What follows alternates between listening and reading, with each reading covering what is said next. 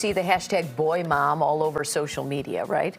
Tell me you're a boy mom without telling me you're a boy mom.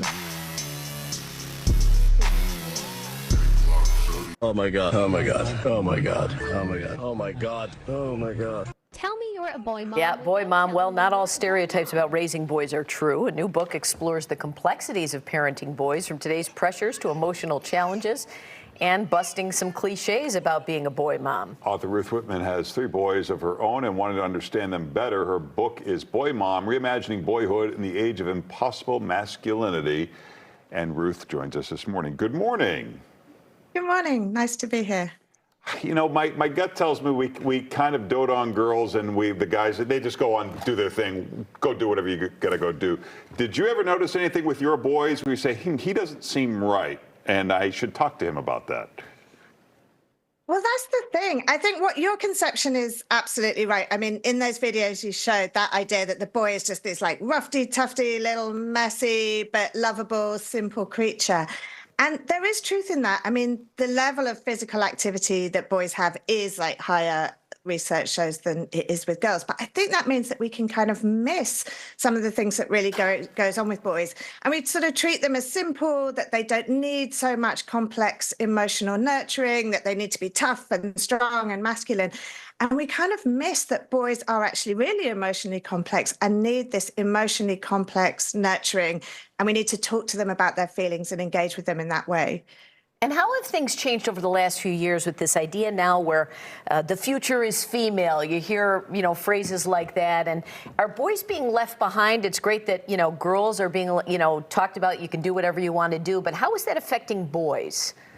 So I think this is a really complex thing, because obviously those ideas, the future is female, come from a good place. It's like men had their chance, that men have power and privilege, they're paid more. So, it's time for other people to have a turn.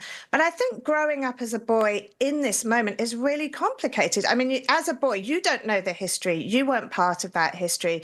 This future is female thing, I think it is a really tough thing for boys to see. And I think we need to explain to boys, some of the history of that and some of the reasons why we say those things. But boys are actually not doing well. It's not a case of this system really benefits boys and it's so great for them.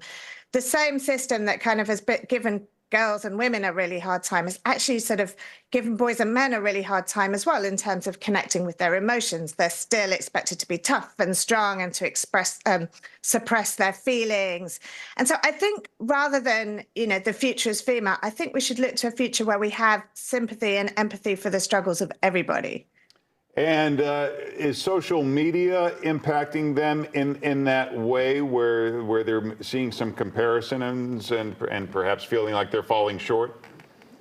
Yeah, so the research shows that boys, of course, use social media. I think the social comparison phenomenon of like, oh, that person has a better body than me, that it's, that person is doing better in life. I think it's starting to really impact boys in complicated ways, especially with these like online fitness influencers. I think we traditionally think of like body image struggles as female, as a kind of girl thing, but actually more and more boys are suffering from this and seeing these like really ripped, built online fitness influencers and thinking, oh God, well, I don't measure up, And so I think this is increasingly becoming a problem for boys. And how about as they get older, when they start dating and interacting, and in this age of consent, and pornography is such a big thing being talked about now and that people are exposed to. How are those things affecting older teen boys?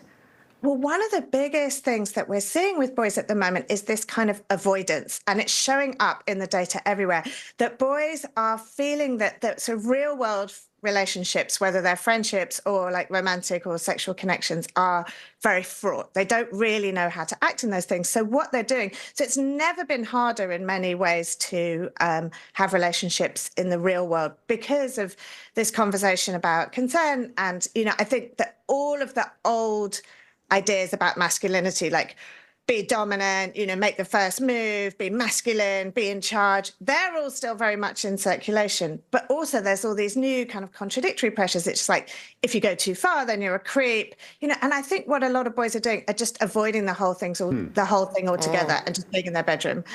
Well, the book is Boy Mom, Reimagining Boyhood in the Age of Impossible Masculinity. You can get more at Ruth's website and follow her on social media. Thank you, Thanks, Ruth. Ruth. Thank you so much. Time